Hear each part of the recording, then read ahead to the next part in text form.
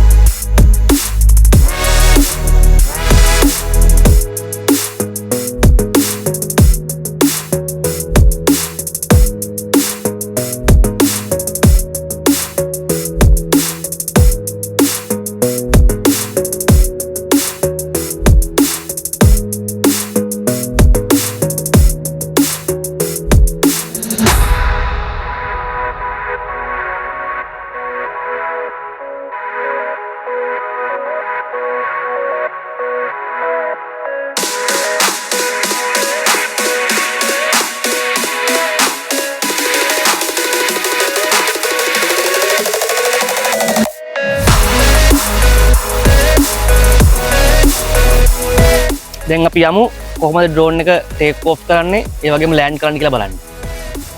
මේක තමයි අපේ ඩ්‍රෝන් එකේ කන්ට්‍රෝල් එක. එතකොට මෙතන අපි ඔයාලට බලා ගන්න පුළුවන් මෙතන තියෙනවා ස්ක්‍රීන් එකක්.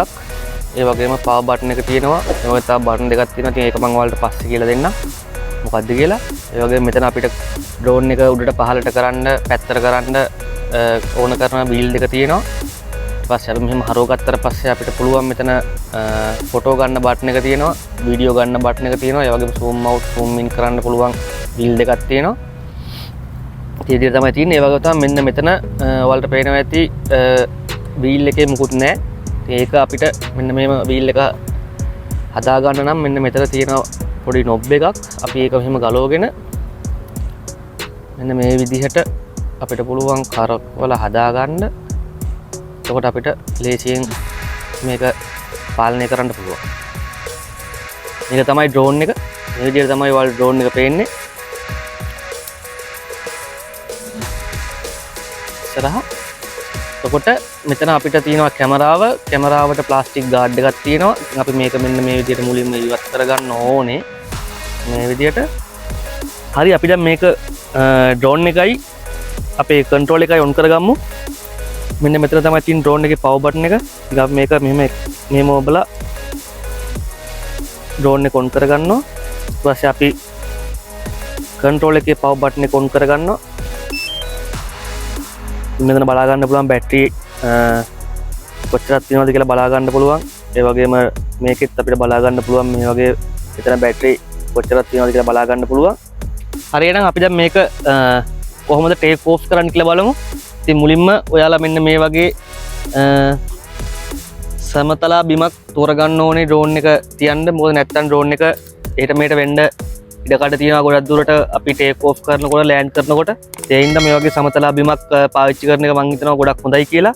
ඊට පස්සේ මෙහෙම තිබ්බට පස්සේ අපිට කන්ට්‍රෝල් එක පාවිච්චි කරලා මෙන්න මේ විදිහට අපිට පුළුවන් ටේක් ඔෆ් කරගන්න.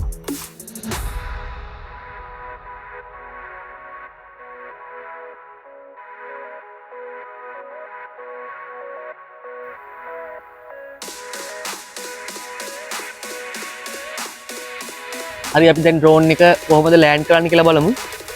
මේ විදිහට ඔයාලට පුළුවන් රිමෝට් කන්ට්‍රෝල් එක ආධාර කරගෙනම ලෑන්ඩ් කරන්න. මෙන්න මේ විදිහට ඔයාලට බලා ගන්න පුළුවන් ඒක ඔටෝමැටිකලි අපි ටේක් ඔෆ් කරපු තැනින්ම ලෑන්ඩ් කරන්න පුළුවන්.